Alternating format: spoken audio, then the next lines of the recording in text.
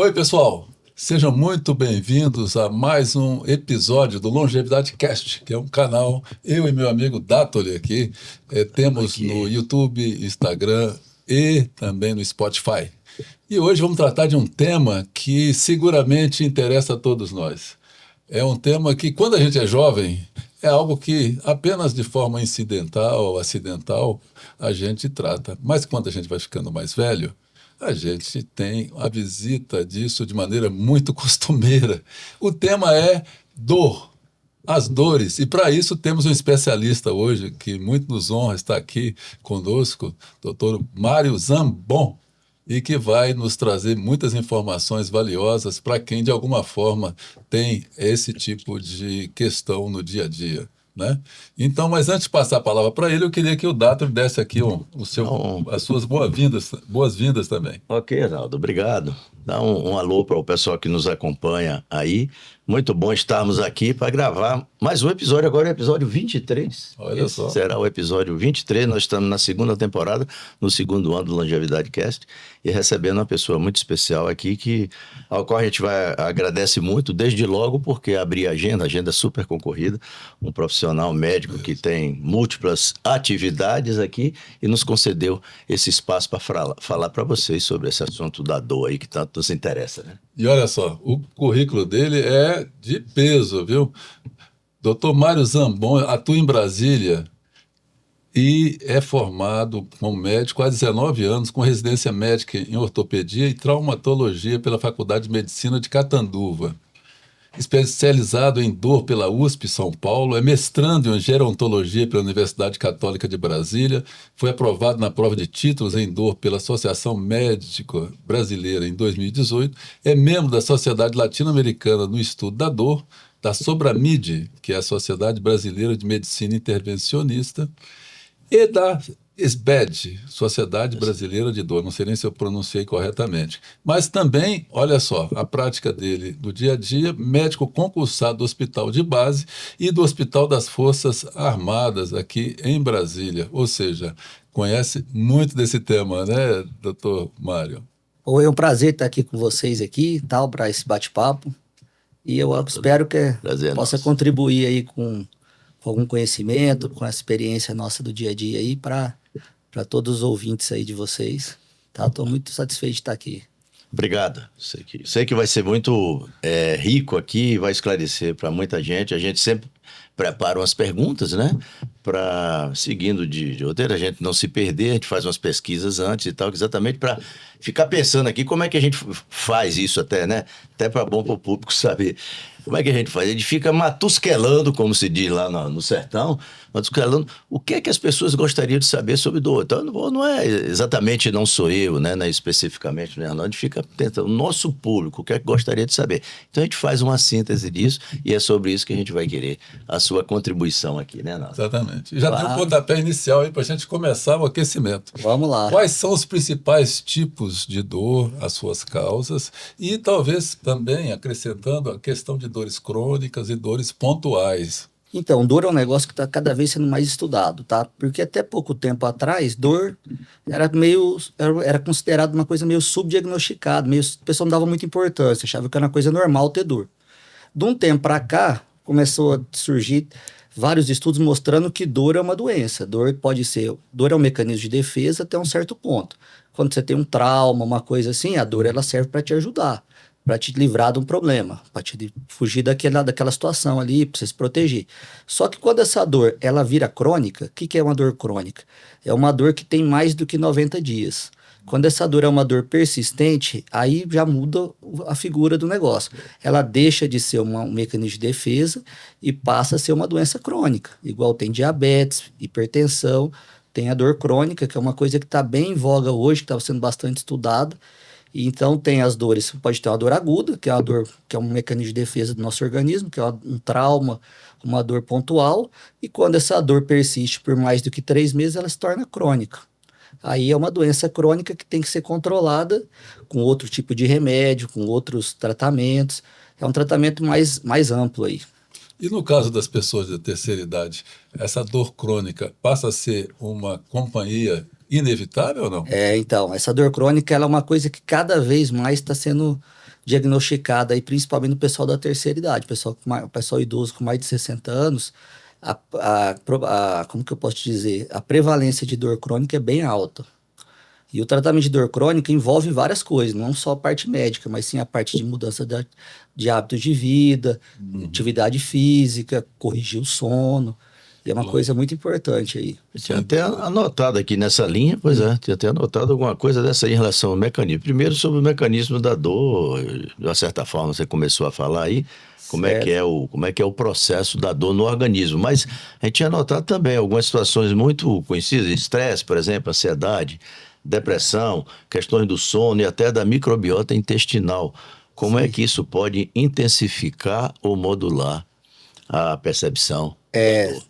Tudo isso interfere. Cada vez mais a gente está vendo que o corpo humano é complexo e uma coisa está ligada na outra. Então, se a pessoa não tem começa tudo pelo sono, tá? A pessoa que não dorme bem, ela não vai conseguir produzir bem e ela não vai conseguir ter uma rotina diária tranquila. Então, hoje em dia é muito importante você corrigir bem essa parte do sono, fazer uma higiene do sono, que é uma coisa que está bem em voga hoje, fazer essa pessoa ter um sono reparador. O que é um sono reparador?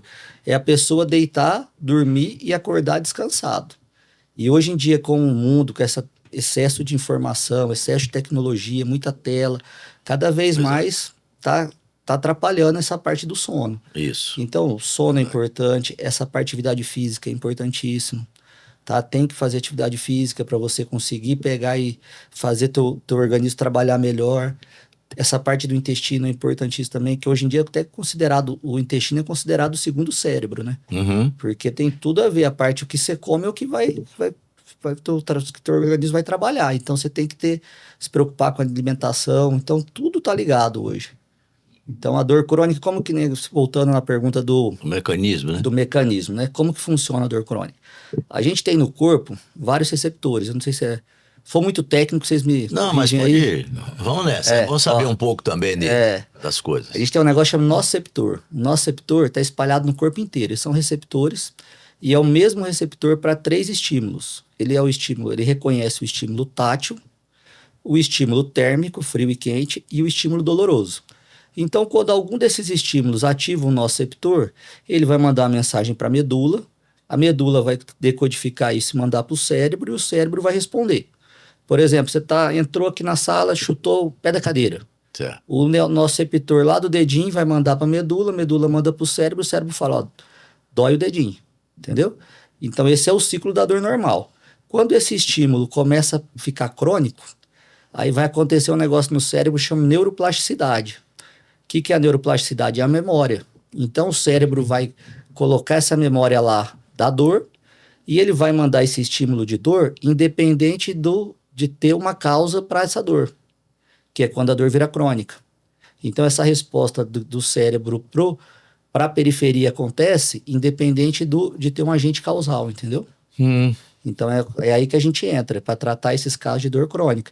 Aí, o tratamento para esses casos é diferente. Não adianta a pessoa tomar um analgésico, uma dipirona, um paracetamol, porque o problema tá lá no centro, o problema é central. Sim. Então, aí tem que entrar com os neuromoduladores, aí entra os bloqueios, tudo isso é para fazer essa desmemorização, que é fazer o cérebro esquecer disso daí. Lá no sistema nervoso, né? No sistema nervoso central, lá no córtex cerebral. Sim.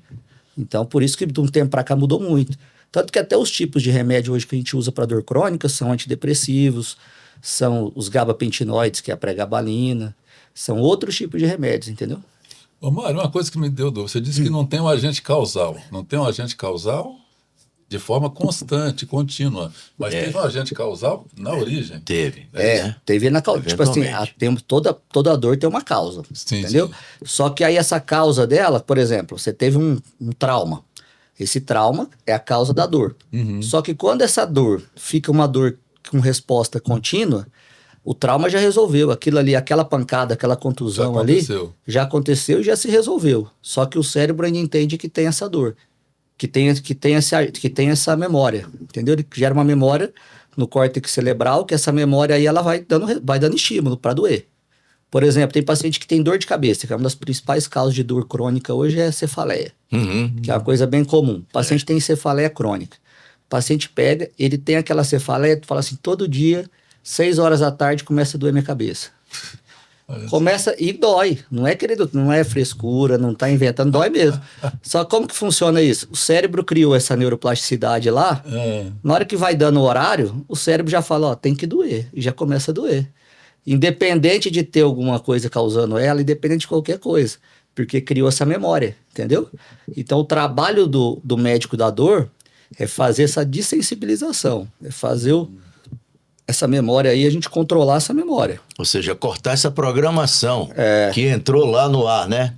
O cara houve um comando qualquer e fez uma programação. Aí você tem que desprogramar. Você tem que dar um reset ali. Mas a minha dúvida é o seguinte, em algum momento, a causa da dor, o trauma, ele é superado.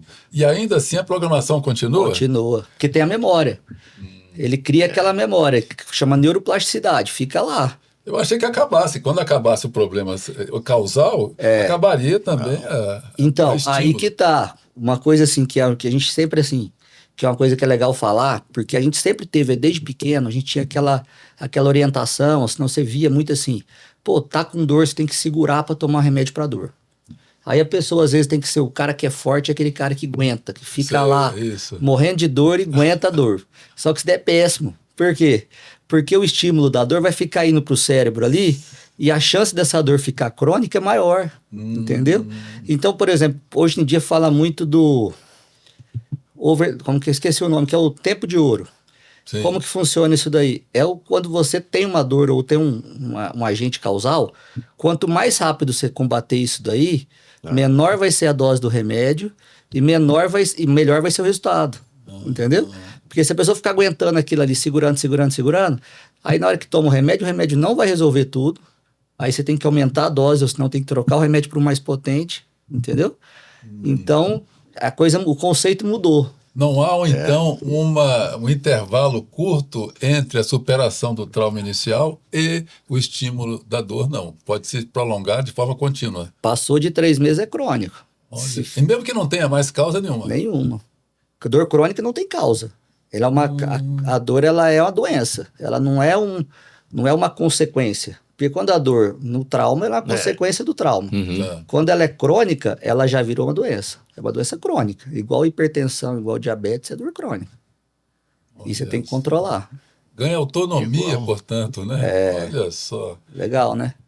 Até eu vou fazer uma pergunta aqui, e depois até a gente volta, mas é associada com isso que você estava falando aí, que entra na questão dos medicamentos e as possíveis opções alternativas, né? O que é que se pode usar mão? Então, por exemplo, o tradicional, que a gente sabia quando você ia para essas coisas de dor, de impacto, não sei o que, entrava sempre no mundo do anti-inflamatório e relaxante muscular, que a gente sabe de efeitos indesejados, né? Anti-inflamatório mais ainda, mas relaxante, por exemplo, eu mesmo tenho muita sensibilidade para a medicação e o relaxante muscular às vezes me dar sono, né? Eu fico mais sonolento, acordo no outro dia, ainda não para entrar em forma demora um pouco, então tem esses efeitos indesejados. Aí a minha pergunta é como fugir desse ciclo vicioso, o que é que a ciência está trazendo? Você falou que tem muita novidade nessa parte medicamentosa também e tal, e de tratamento e tal. Como é que você vê isso? O que é que tem de novidade? Então, hoje em dia, cada vez mais percebe a evolução muito para essa parte de medicina regenerativa. O que é medicina regenerativa? É você voltar ao tratamento mais para, em vez do remédio, você colocar todas as fichas num remédio para resolver o problema, a medicina regenerativa ela procura fazer o seu organismo responder aquilo ali e ele resolver. Então, eu acho que o futuro nessa parte aí vai ser essa. Essa parte de anti-inflamatório, isso daí tem muito a ver com essa parte de indústria farmacêutica. Tem um lobby muito forte nisso daí, de laboratório, de representante, que desde a faculdade a gente percebe assim que a pressão é muito grande para passar esse ou aquele anti-inflamatório. Por quê? Porque isso daí gera muito dinheiro. E já perceberam, hoje em dia, cada vez mais, eu acho que a tendência é ver isso, principalmente agora com o negócio de inteligência artificial, que eu acho que vai ser o quê? Vai ser um tratamento mais individualizado. Não vai ter aquela receita de bolo assim, ó, você toma esse anti-inflamatório, ele serve para todo mundo. E essa dose aqui, você vai tomar, por exemplo, um diclofenaco de sódio, o anti-inflamatório mais consumido no mundo. Conheci. Você vai tomar... Anti-inflamatório de diclofenaco é assim, idoso toma 100 miligramas de 12 em 12 horas. Idoso não, qualquer adulto. Adulto e criança, né? Criança toma lá, você coloca uma gota por quilo. E o idoso, o adulto, você toma 100 miligramas. Aqueles 100 miligramas é para uma pessoa de 20 anos, uma pessoa de 40, uma pessoa de 60, de 80, é 100 miligramas. Isso daí eu acho que vai mudar, entendeu? Vai fazer um negócio mais individualizado. Por quê? Porque a massa corporal é diferente, a digestão é diferente, a absorção é diferente. Então, acho que a medicina está caminhando tudo para essa parte aí da regenerativa. Chama regenerativa. Que a medicina quer fazer o seu organismo trabalhar para resolver. Então, assim, toda a nossa parte assim que a gente está estudando hoje tá pensando nisso daí. De estimular você mesmo a arrumar a solução para aquilo, entendeu? E principalmente o público mais idoso, então, hein? Porque... Aí é que deve chamar mais atenção, tem algum cuidado, né? Não pode ser tratado todo mundo igual, principalmente um Porque idoso. você pega a própria massa muscular do idoso. Idoso, geralmente, como que... Apesar, o conceito de idoso é pessoas com mais de 60 anos. É considerado idoso. É legal, o conceito legal é esse. O conceito legal é esse. Só Mais de pensando. 80 são super idosos. Isso. Só que isso aí logo vai mudar. Vai mudar. Porque hoje em dia... Já tem vários países que já alteraram, inclusive. Já tem país que foi para 65, já se fala em ir para 75. Hoje eu vejo 60 anos como sendo meia-idade. A pessoa que está com 60 anos está no meio. Tá novo, tá bem. Então, assim, e uma coisa que tem que ficar muito atento, principalmente quando vai medicar um paciente mais idoso, é porque a digestão dele é diferente. Então, o metabolismo dele é mais baixo. Então, se você der uma medicação, uma dose, a chance de ele intoxicar com daquilo ali fazer mal para ele é muito maior. Então tem que ficar bem atento assim, a fazer um tratamento mais individualizado, né? Certo. E fora isso, a parte de dor, hoje em dia, qualquer coisa, acho que envolve muita coisa não medicamentosa. Desde fazer uma meditação, fazer yoga, várias coisas aí que contribuem para isso. E eu sei que existe já essa, vamos dizer assim, multidisciplinariedade, né, em relação ao tratamento de várias áreas da medicina, inclusive da dor. Como é que funciona isso junto com fisioterapia, com, sei lá, com acupuntura? Como que é? Nutrição. Tá tudo ligado. Isso daí é uma coisa que eu vejo assim, que no começo você vê muita resistência, principalmente de médico, que eles... Pela minha geração antes da nossa, achava médico era médico, o resto era o resto. Sim. Hoje em dia acabou isso. O médico, hoje em dia, ele faz parte do processo. Ele não é o dono da verdade mais. Então, quem não se adaptar a isso daí, vai ficar fora do mercado. Então, hoje em dia, cada vez mais você tem que dar importância para o fisioterapeuta, minha área, por exemplo, ortopedia. A gente não consegue trabalhar sem fisioterapeuta. Tá? Tanto que, quando eu formei, eu lembro que a gente prescrevia uma fisioterapia. E não, tipo, o paciente perguntava se a gente tinha alguma indicação, a gente falava que não tinha. Porque aquilo ali pra gente não era importante. Hoje em dia a gente vê o tanto que é importante. Porque se o fisioterapeuta não fizer o trabalho dele bem feito, ele vai acabar refletindo na gente. O nosso pós-operatório. É importantíssimo você ter essa harmonia e fazer essa parceria.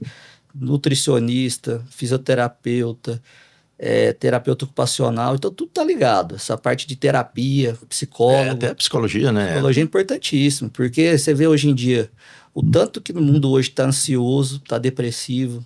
Então, se a pessoa com depressão, isso daí não tem tratamento que vai resolver. Então, tem que estar todo mundo trabalhando junto. Sim. Aí entra essa parte da multidisciplinaridade. Me chamou a atenção você falar sobre o caminho da medicina, né? Estou me lembrando da biologia da crença, né? De que, de alguma forma, a medicina vai caminhar muito por essa área também das crenças, né? Do mental e do espiritual também, né?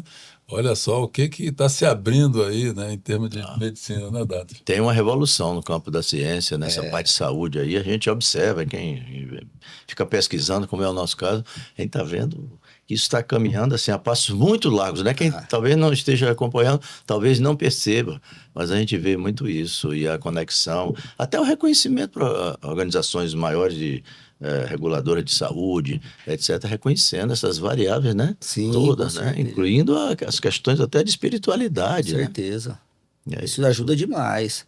Você tem independente da religião, se a pessoa tem ali, segue os princípios e tal, isso tudo ajuda. Tudo vai...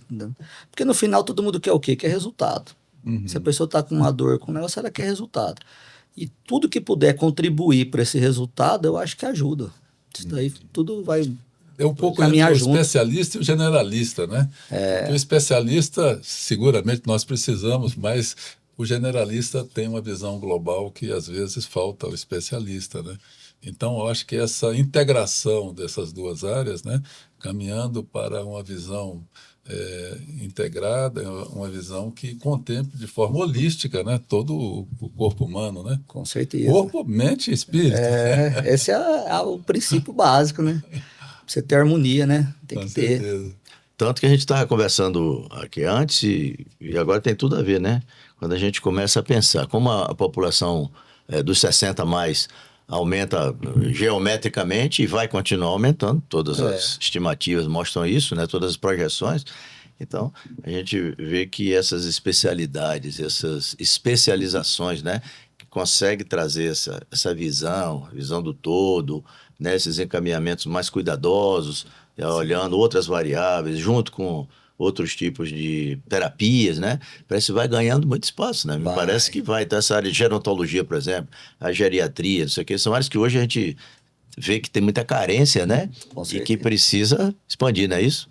Com certeza. Você vê que não tem como fugir mais disso. Já é uma realidade, né? Igual longevidade também. Hoje em dia fala muito esse pessoal que trabalha com essa parte de longevidade saudável. É um negócio que já sabe que a melhor forma de se prevenir qualquer problema melhor coisa é prevenção. Melhor do que, Então, melhor do que tratar. Do que tratar. Igual, por exemplo, o câncer é um negócio que está subindo muito no mundo. Aumentou a população idosa, vai aumentando os casos de câncer. Isso aí caminha junto. Se a pessoa pegar, se prevenir, a pessoa começa a fazer uma reposição hormonal mais cedo, começa a repor os minerais que tá em falta, começa a fazer esse balanço aí, a chance dela envelhecer bem é muito melhor do que uma pessoa que deixa para começar a fazer isso depois que já está com um problema. E acho que o caminho é esse aí, não tem como mudar. Homens e mulheres, tem diferença, por exemplo, estilo de vida, sedentarismo, como é que é isso, hein? Tem a parte que muda principalmente de um homem para uma mulher idosa ou do jovem. O jovem até que nem tanto, porque não tem esse desbalanço hormonal.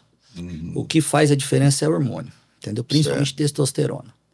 Então a mulher, por exemplo, ela tem um negócio chamado síndrome da mulher atleta.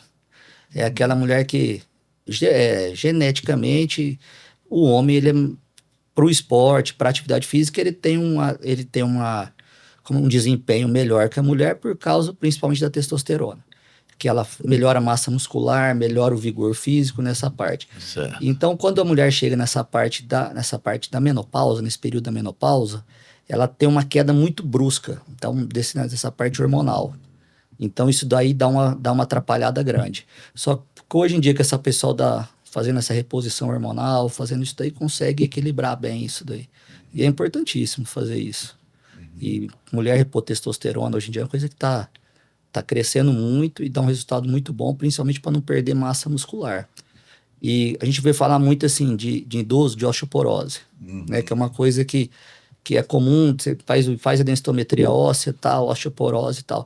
Só que, paralela à osteoporose, tem um negócio chamado sarcopenia. Sim, sim. Que é a perda na massa muscular. Que ela acontece, e isso daí, às vezes, ela é mais prejudicial para a pessoa idosa, a sarcopenia, do que a osteoporose em si. Então, hoje em dia, está cada vez mais dando atenção para essa parte aí da sarcopenia, que é uma coisa que ela perde massa muscular, e com isso daí vai desencadeando um monte de problema. Então, tem que repor, tem que fortalecer.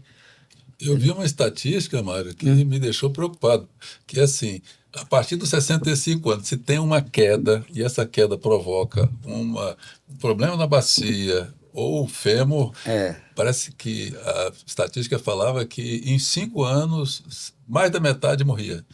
Estatística... Você acha que tem sentido isso? Tem. Pra você ver, fratura de fêmur em idoso, a mortalidade, até pouco tempo atrás, o estudo mostrava 30%. Olha isso. Então, quer dizer, praticamente cada 3 idosos que quebram o fêmur, um vai morrer. Em um ano. Só. Entendeu? Então, é uma coisa que você tem que prevenir. E a principal causa de fratura de fêmur no idoso é a osteoporose.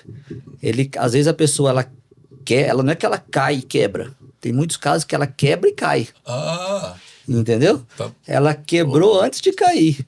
A osteoporose está tão avançada, ela faz um movimento rotacional, porque como que funciona o osso em si? Se você pegar um fêmur, que é um osso cilíndrico, e tentar quebrar ele aqui, ó, ele é resistente.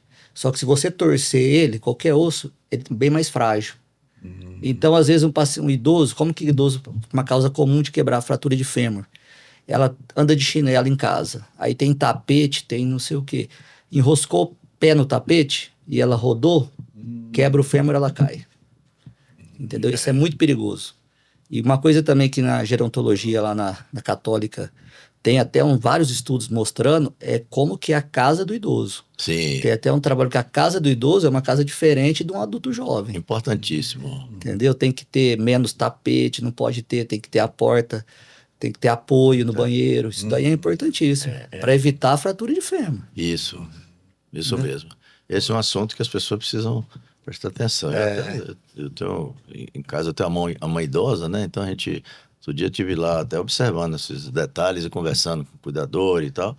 E a gente nota que precisa passar esse nível de percepção e conscientização para muito mais pessoas, né? Para poder evitar essa, né? É isso mesmo. Acho que isso É uma das coisas que realmente preocupa demais, né? Você falou antes que a gente estava conversando sobre a quantidade de pessoas com mais de 60 anos em 2030. É algo impressionante. Qual a população estimada, Guilherme? A previsão é que em 2030, 50 milhões de brasileiros vão 50 passar dos 60 anos. Exato. É um número bem alto. E é um desafio, né? Um desafio grande para o governo, para todo mundo, para toda a sociedade. Exato. Rearranjo de ruas. E ruas, aqui só, expandindo um pouco, as pessoas não percebiam isso. Aí veio o negócio de acessibilidade, mas acessibilidade as pessoas ficaram muito pensando assim, somente nos prédios, normalmente prédio público, etc. Depois já foi para iniciativa privada, mas ainda não está num sentido tão amplo. Por exemplo, a gente vai lá no interior, a gente vai na cidade, vou lá na cidade, lá no interior da Bahia, por exemplo, na minha cidade de origem. A gente vai lá, a gente vai observar e tal, vai olhar as calçadas, vai olhar os passeios e tal. Acessibilidade zero. Não há essa preocupação do poder público ainda, não há esse tipo de investimento adequado, pensando nessa realidade do público idoso que já existe, que está aí, que vai aumentar. Então, isso tem uma revolução em curso aí que vai ter que acontecer, né? Vai ter que acontecer. O que você está falando é isso. Acho que a ficha não caiu direito ainda, mas vai ter que todos os agentes, né? É um desafio, né? É um desafio grande. Iniciativa privada, inclusive, também. Porque para saber como é que encara e como é que explora isso, né? Sim. E a iniciativa e a área pública nem se fala. O trabalho é gigantesco. É isso mesmo. Você estava falando antes no Golden Hour, né? Que Golden seria a Hour. hora dourada, né? E me lembrei que uma das nossas convidadas aqui, a Jude, ela nos fala que também, não sei se é uma analogia adequada, também para quem é cometido de Alzheimer, tem a hora em que a pessoa lembra que tem que pegar o filho na escola, o filho já adulto, né? E ou então tem que sair, tem que me arrumar para ir para o trabalho. Eu achei curioso isso. Então, de certa forma, também é uma memória que foi articulada e, no caso de quem está com Alzheimer, prejudicado, seguramente cognitivo, isso aí acontece, né? O Alzheimer tem muita relação com a memória recente, né? A pessoa, ela perde a memória recente, então ela consegue lembrar de coisas do passado, ela lembra perfeitamente. Quando era criança, quando era adulto, jovem, lembra tudo. Ela não lembra do agora. Então, e esse negócio do Alzheimer também, eu acho que vai evoluir nessa parte de reposição, de começar a prevenir, porque essas doenças degenerativas são todas doenças degenerativas. Se você conseguir se preparar bem para ela desgastar menos, ter um desgaste mais lento, tanto cognitivo, quanto ósseo, quanto muscular, você vai conseguir retardar isso daí. Eu acho que tudo caminha para essa parte aí de nutrição, essa parte de prevenção aí. Mas, Mário, só para amarrar, antes da gente mudar um pouco, para amarrar isso, né, que Arnaldo lembrou, agora você tinha mencionado da hora, certo e tal. E aí a gente viu o Golden Hour. E aí, o que é que você poderia falar mais para a gente, pensando na questão dos mecanismos da dor, né? No cuidado e tratamento da dor. Como é que é isso? Onde é que isso se encaixa? A parte de dor, assim, é importante. Se tiver que dar uma dica para quem está escutando aí, para quem está vendo, assistindo a gente, é a pessoa não subestimar a dor. Ela começar, se ela tem uma dor, ela trata essa dor também da maneira mais rápida e mais eficiente possível, para ela não cronificar. Porque depois que a dor fica crônica, essa dor aí, o tratamento é totalmente diferente e é muito mais complicado. Então, a Gold Hour é isso aí, é você tratar na hora de ouro. Qual que é a hora de ouro? É no começo. Ah, Entendeu? Você tratar que você vai usar uma medicação menor, vai ter um efeito maior, entendeu? E vai acabar com aquilo ali, para não cronificar. Então, então a levar a prevenção. sério Leva a essa sério. prescrição aí inicial, atacar logo para matar o problema, é isso? Você não pode subestimar ela e não pode querer alimentar ela, entendeu? Sim. Então, assim, isso é uma coisa. Então, você tem uma dor, já resolve ela logo. Você resolve para ela não cronificar. Fazendo até uma analogia, né, em relação à psicoterapia, né, Sim. em que as coisas que vão acontecendo, os conflitos, as dificuldades de relacionamento, precisam ser enfrentadas desde o início, porque à medida que você vai enfrentando, aliás, não enfrentando e perpetuando isso, aquilo vai se tornando um grande, vamos dizer, problema do futuro. Eu estava me lembrando, quando eu fiz o Caminho de Santiago, caminhadas longas de 20, 25 quilômetros por dia, né? No começo de um dia determinado, eu estava sentindo uma dorzinha no dedinho mindinho do pé direito. Eu falei, bobagem, né? E aí eu fui, não dei muita bola. Quando cheguei 20 e tantos quilômetros depois, eu fui tirar o tênis, estava sangrando e começou uma dor exagerada. Qual foi a aprendizagem que eu tive? De que todo problema, não só físico, mas também psicológico, você tem que enfrentar no início. E até de forma preventiva, se Com possível, certeza. né? Olha, Não adianta, igual o pessoal fala, não adianta varrer a sujeira para debaixo do tapete, né? Você tem que colocar a luz ali e resolver. eu queria voltar um pouquinho agora, pegando um pouco do avanço da ciência, né? A gente pesquisou e viu que existem novidades dos processos terapêuticos, né? Do método terapêutico para dor. Aí, Certo. aí terapias, onda de choque, né? A gente viu lá, bloqueio lombar para tratamento de hérnia, para lombalgias. Tem uma medicina aí com uso até de magnetoterapia, né? A gente viu laser, outras tecnologias não farmacológicas. E aí, a gente queria que você explorasse um pouquinho, até para esclarecer o público, como Claro. é que pode usar. E isso parece, a princípio, que são boas novidades, né, doutor Mário? Eu acredito muito nessa parte de Sim. terapia não farmacológica. Eu acho que é uma coisa bem, que é mais biológica, uma coisa mais natural, que dá um resultado muito bom. Tá? Como que funciona? Por exemplo, quem conhece tratamento de onda de choque, que antigamente chamava ortotripsia e mudou para tratamento por onda de choque, Hum, quem já fez, vê o resultado muito assim, muito consistente. Por quê? Porque ele funciona como? Ele dá um estímulo, é um estímulo de pressão, que ele age no local da dor, estimulando aquele estímulo de pressão. Como eu falei para vocês, tem os nociceptores, é o mesmo nociceptor para dor, temperatura, igual quando coloca gelo, é o mesmo receptor do gelo, é o mesmo receptor da dor. E o certo. tátil.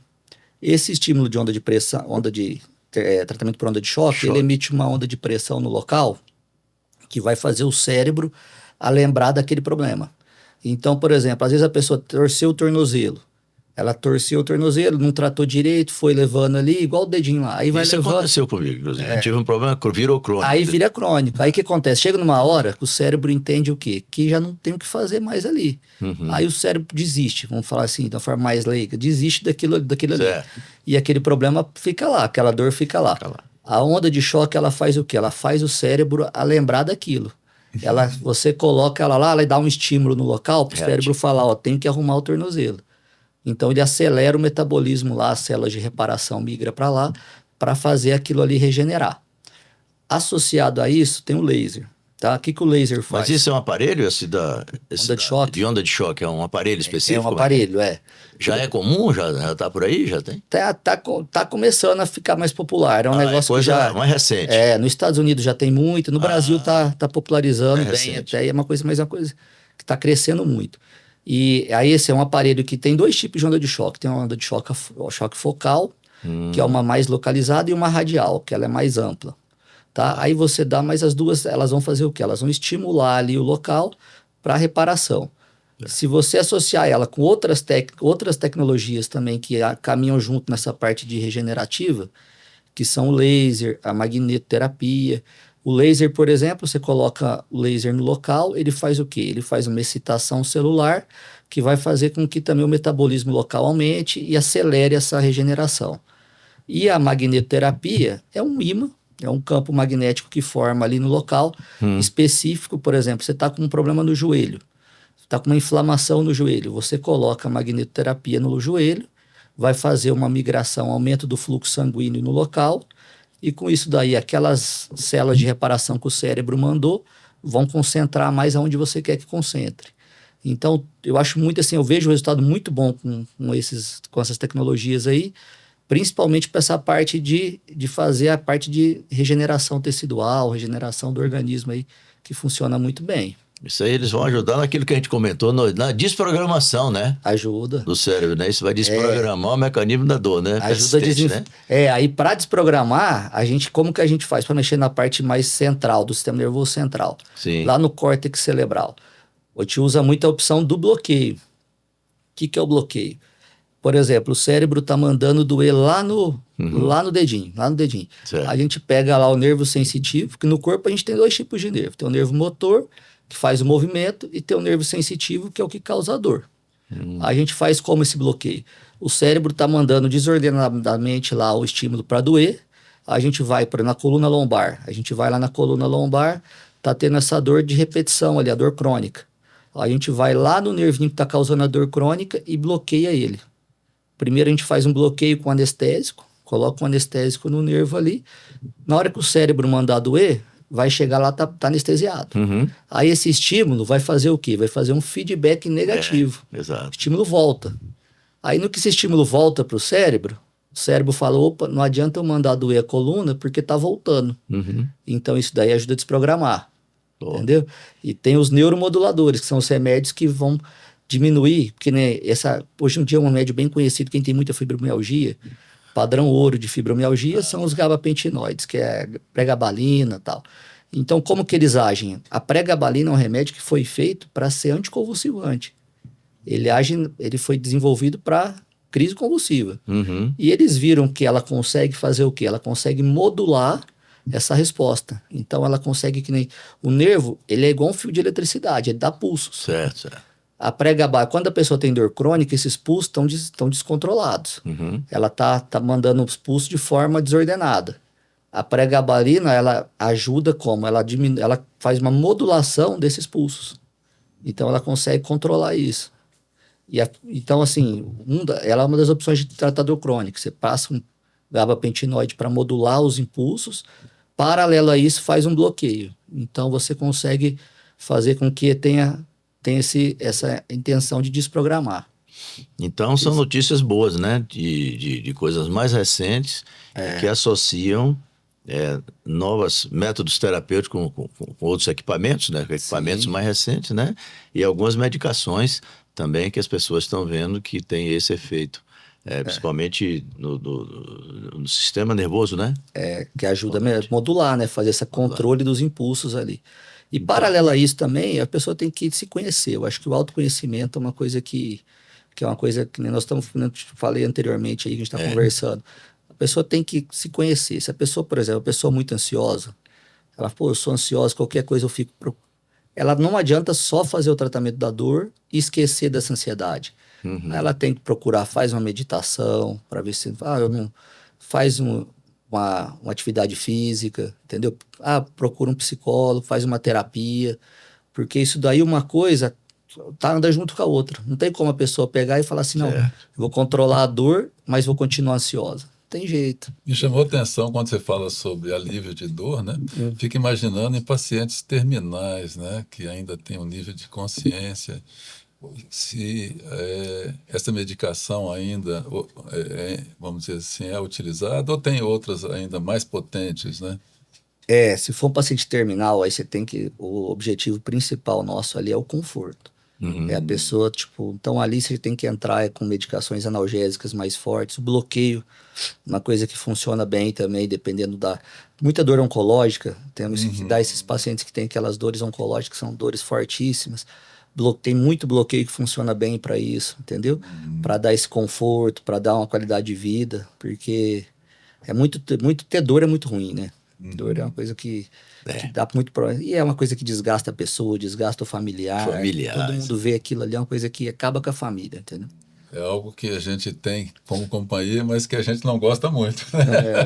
Nem um pouquinho. Agora me fala em relação, por exemplo, a tendências sobre essa área de, vamos dizer, tratamento da dor e a questão da população. Estatísticas que você acha que tenha nessa área? Então, assim, hoje em dia, dor crônica é considerado o quinto sinal vital. Junto com. Então, a dor é um negócio que está muito em voga hoje, estão estudando muito isso. Por quê? Porque a dor, ela está relacionada em quase tudo. É uma inflamação, a pessoa tem. É uma coisa cada vez mais comum. Pega a idade de criança a idoso, todo mundo, em algum momento da vida, vai ter um momento de dor. E é uma coisa que cada vez tem que ser dado mais atenção para ela, para não, como eu falei, para não cronificar, né? Uhum. Então, hoje na população em geral, assim, os números mostram que dor cada vez mais está aumentando os casos de dor crônica pelo próprio estilo de vida nosso, esse mundo corrido, isso daí tudo interfere muito na dor. Uhum. A fibromialgia que você citou antes, Mário, ela tem uma certa, vamos dizer assim, independência das causas iniciais, que às vezes muita de natureza psicológica, emocional, ela se auto-perpetua, vamos chamar assim? Hoje em dia a fibromialgia ela tem uma classificação específica de dor, que nem nós temos tem a dor nossoplástica, que é a de uma pancada, a dor neuropática, que é a dor do sistema que é do nervo, e agora tem a nossoplástica, que é da fibromialgia, que é uma dor específica para ela. Ela tem esse componente psicoemocional, então isso daí pode ser um gatilho, tem fator genético. Cada vez mais vê que, tipo assim, que a pessoa tem um fator genético, uma predisposição para aquilo, teve algum gatilho, um gatilho emocional, algum trauma, alguma coisa que deu aquele gatilho e desencadeou essa dor nossoplástica, que é da fibromialgia. Fibromialgia é um desafio, uma dor, uma coisa bem complexa. Quem tem isso sofre muito, é uma coisa que o tratamento entra nessa parte multidisciplinar. O mais que eu acho assim, que é importante assim, de recado assim, que eu acho que é importante a pessoa ter é o autoconhecimento. A pessoa conhecer, autoconhecer, ver os limites dela, ver os pontos fortes, pontos fracos, entendeu? Ver as carências que ela tem e tentar ajudar aí nessa parte, porque ajuda muito. Porque uma consulta com o médico, por exemplo, a pessoa vai consultar com a gente, ela fica com a gente ali 1 hora. É impossível a gente conseguir fazer uma leitura de tudo que ela tem. Às vezes a pessoa, tudo que ela está passando, problema emocional, problema financeiro. Financeiro atrapalha muito. Porque às vezes, entendeu? Então, tudo isso daí, a pessoa tem que ter um autoconhecimento muito forte. Essa parte espiritual interfere demais.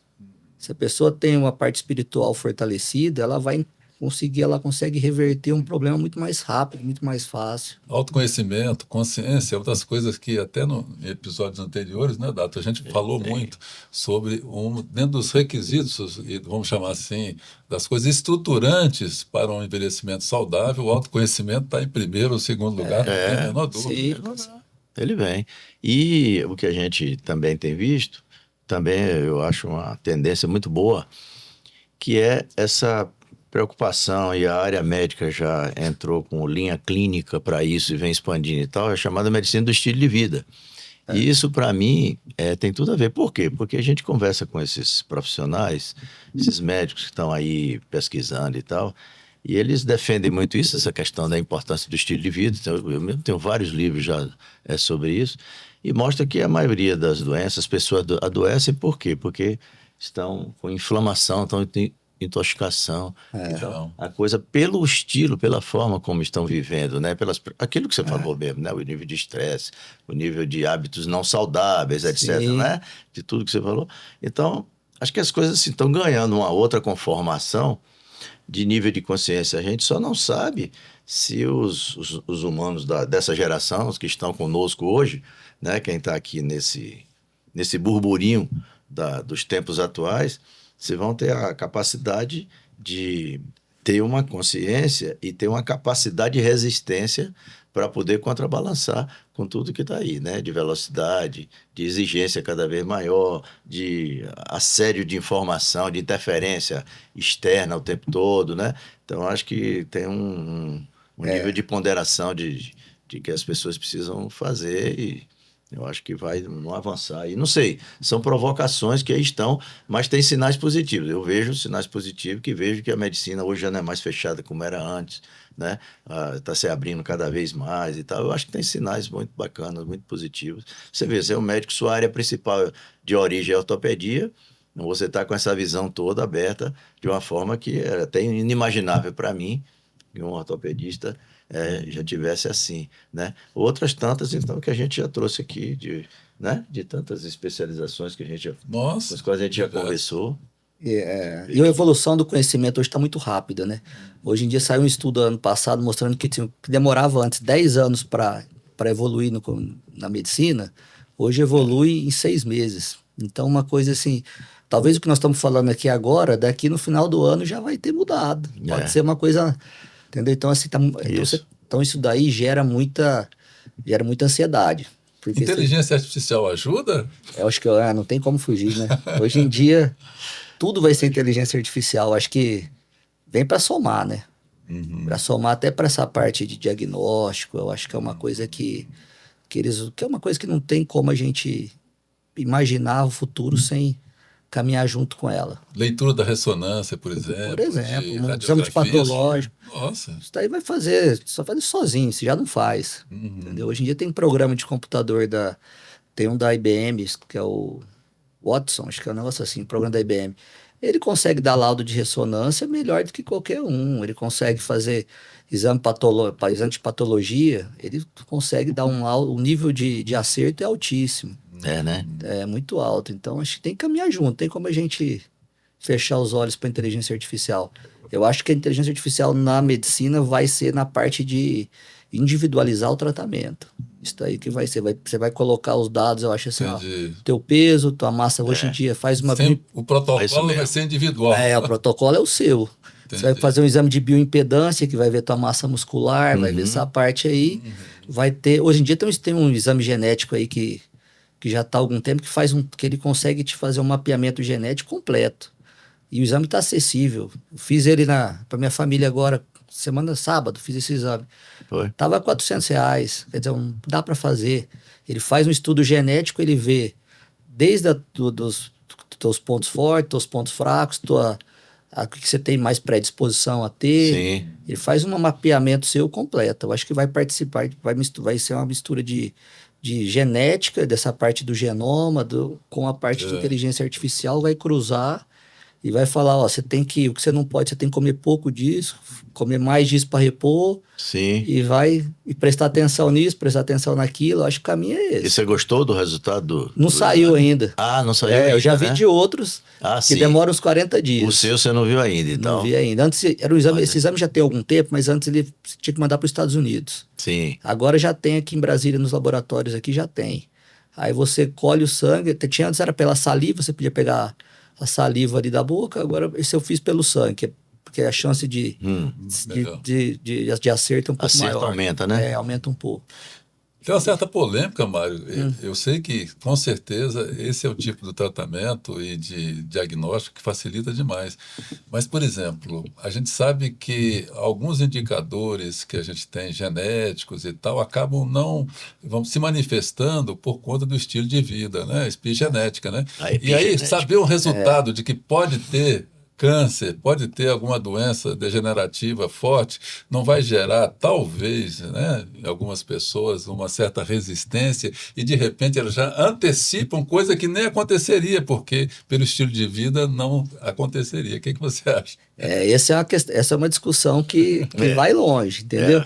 Muita gente defende isso, fala assim, é melhor você não saber do que senão você vai se preocupar à toa, né? Vai sofrer antes da hora. Só que eu, na minha opinião, eu penso o contrário. Eu penso assim, eu prefiro já saber que eu tenho um problema. Eu perdi meu pai com câncer de cólon de intestino. O pai tinha 47 anos. Poxa. Na época, novo. Caramba. Então eu prefiro, tipo assim, ter noção que eu posso ter alguma coisa e começar a monitorar mais, por exemplo.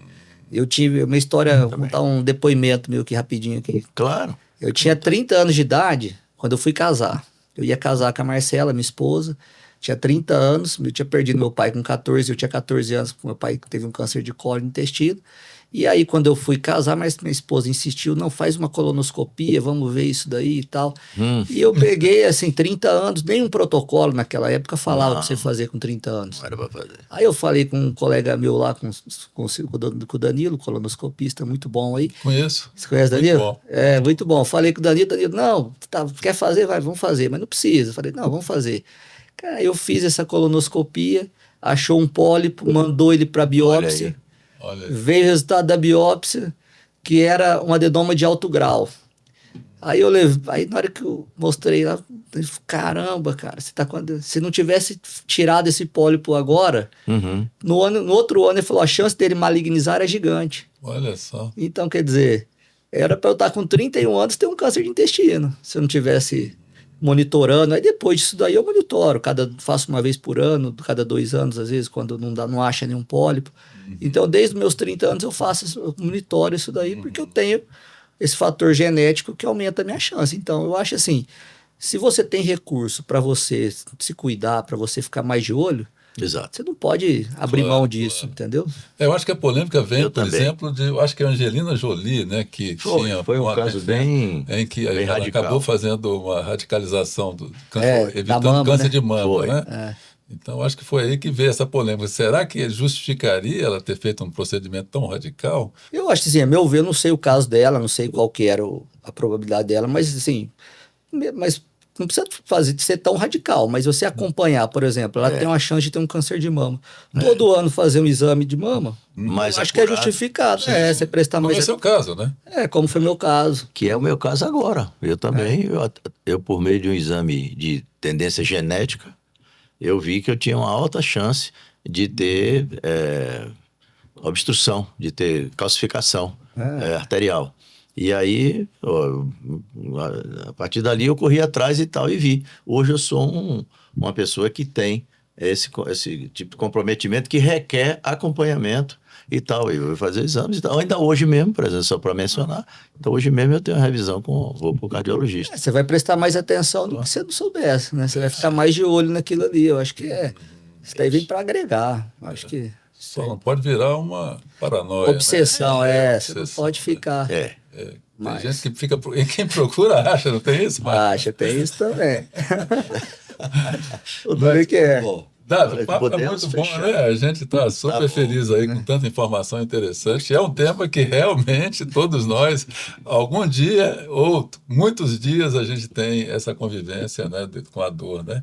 E essas informações são muito úteis. A gente agradece demais, né, Datoli? Já foi bom para a gente ver que é uma área que está também em expansão, está trazendo, agregando equipamentos novos, agregando uma visão nova, mais integral. Então, acho que é legal, acho que valeu. Espero que o público tire bom proveito disso, doutor Mário, obrigado.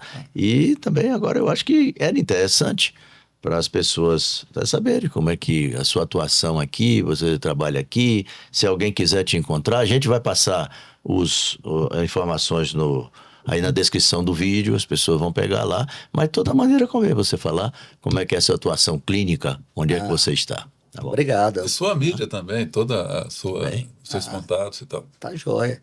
Eu agradeço o convite de vocês aí, foi muito bom esse bate-papo, gostei, estou à disposição aí. Eu trabalho aqui em Brasília, nós temos as clínicas nossas que tem essa parte aí, que a gente é bem focado nessa parte de reabilitação, essa parte de tecnologia, que nem se falou do laser, magneto, a gente trabalha muito com isso, onda de choque. Tem no Lago Sul, chama Hortolago, a clínica nossa, tem no Lago Sul, tem no Lago Norte. Hortolago.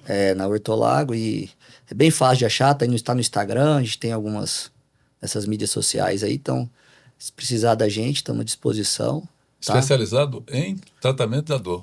As clínicas nossas são focadas, é uma clínica multidisciplinar que entra no que a gente está falando aí. Claro. Tem essa parte de fisioterapia, tem a parte de nutricionista, parte de psicólogo, todo para fazer. A nossa ideia ali foi tentar fazer um centro de excelência no manejo da dor. Então a gente busca pegar essa parte de uma forma bem multidisciplinar e bem completa aí. Então a gente vai consignar lá os dados e depois seus dados para contato. Você também, pessoalmente, se tiver, você está em rede social? Tem o Instagram também, que eu coloco algumas coisinhas no Instagram, não sou muito bom nessa parte aí, mas a gente tenta de vez em quando falar alguma coisa lá para ajudar. A gente menciona lá, é isso, né? Muito bem, muitíssimo obrigado, viu, por ter destinado um pouco do seu raro tempo, né? Foi difícil, né? Tempo corrido, mas é assim, excelente. A competência, né? E o seu trabalho está sendo realmente muito útil para muita gente, com certeza. Muito obrigado. Muito obrigado, viu? Obrigado. Sucesso sempre e, assim, mas agradecendo mesmo a sua presença aqui. Tomara que o público também goste, assim como nós gostamos muito desse papo. Tá, E coloque também lá nos nossos, né, comentários, curtam. E sim. também, se tiver alguma dúvida, né, será que vocês estão sentindo dor? Nós estamos falando já para o público, né? Será que vocês, essas dores que nós falamos aqui, vocês têm também esse tipo de acometimento? Ou se vocês têm dores diferentes? Como é que é essa dor no seu dia a dia? Então, comentem, compartilhem, que é muito importante para o nosso canal. Grande abraço, muitíssimo obrigado. Até a próxima. Obrigado. Valeu.